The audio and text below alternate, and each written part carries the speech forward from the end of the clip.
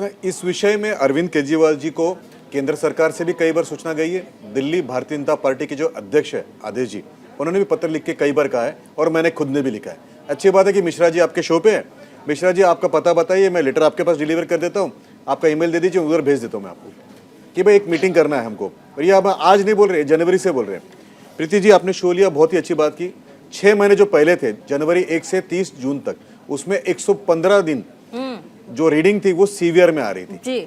और तब भी उन्होंने कोई एक्शन नहीं लिया। मूल कारण जो है वह एफ्लुएंट जो निकलता है सीलमपुर से और ओखला से, इंडस्ट्रियल एफ्लुएंट्स, जो कि एनजीटी के गाइडलाइंस के विरुद्ध में है, इलीगल इंडस्ट्रीज है, पैटर्नाइज्ड बाय आम आदमी पार्टी एमएलए। उनका हमने कई बार कंप्लेंट किया, अगर चाहिए तो मैं आपके शो में भी भेज दूंगा लिस्ट। उसके ऊपर कोई कार्रवाई नहीं होती। एक नंबर 2 बात, केंद्र सरकार ने 3000 करोड़ के ऊपर बकाया राशि दी है। कुछ दिन पहले आपने देखा था कि भूपेंद्र यादव जी ने एक प्रेस कॉन्फ्रेंस किया था, उन्होंने रिक्वेस्ट किया था कि प्लीज यूज दिस फंड्स। ये फंड्स किस लिए है? तो वो मशीन्स के लिए, जो मशीन्स पराली को निकाल कर बाजू में कर सकती, ताकि जो एक्सकवेशन का जो कॉस्ट है वो कम हो जाए।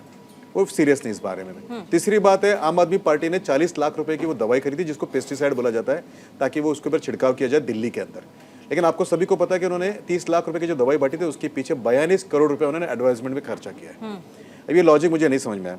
चौथी बात मैं आपको बताऊं कि केंद्र सरकार ने क्या किया, ये भी बता दूं ताकि लोग पूछेंगे कि क्या किया। तो हमने दिल्ली के अंदर मात्र 7,90,000 यानी 8 लाख के करीब होम सिलेंडर्स दिए, ताकि घर में लकड़ा ना चलाया जाए।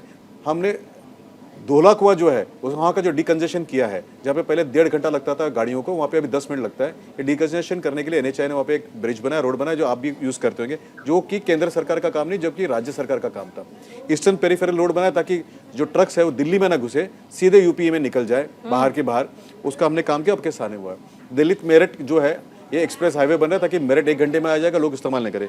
जबकि मेट्रो का हमने निवेदन किया, मेट्रो फेज 4 का निवेदन किया, अरविंद केजरीवाल की सरकार जो उसको परमिशन नहीं दे रही है, लैंड एलोकेट नहीं कर रही है, वो मना कर रही है। हमने उनको कहा था कि डीटीसी जो है इसको अच्छी हालत में रखे। डीटीसी की जो बसें हैं, आप सभी को पता है कि 2014 में जो बसेस थी उसकी 1/3 हो गई है, 1/3, 2/3 जो खराब है ना, वो नई बस ले रहे हैं और ना बसों को रिपेयर कर रहे हैं। अगर डीटीसी की बस होती तो कई लोगों को अपनी गाड़ियों से जाने की दिक्कत झेलना नहीं पड़ता था। नहीं तो अभी आम आदमी दो पार्टी बातें और अगर कहूंगा, खुलकर दो ये बातें कह और रही है, दो बातें और कहूंगा बोलिए कि ये पराली का हिस्सा जो है मेरा खुद का है। अगर मिश्रा जी कहेंगे कि नहीं है तो पूछिए आपके इनवर्ड में है कि नहीं, सीएमओ के इनवर्ड में है कि नहीं है।